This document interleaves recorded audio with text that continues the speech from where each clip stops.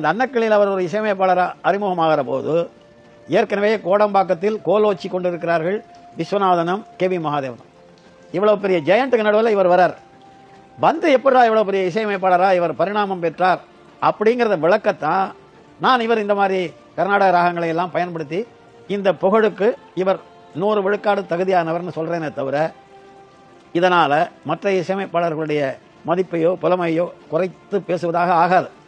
புழக்கத்தில் அதிகமாக நம்ம காதல கேட்கக்கூடிய ராகமாக இல்லாத ஒரு ராகம் நளின காந்தின்னு ஒரு ராகம். இந்த நளின காந்தி ராகத்தில் ராஜா சார் வந்து ஒரு பாட்டு பண்ணியிருக்கார்.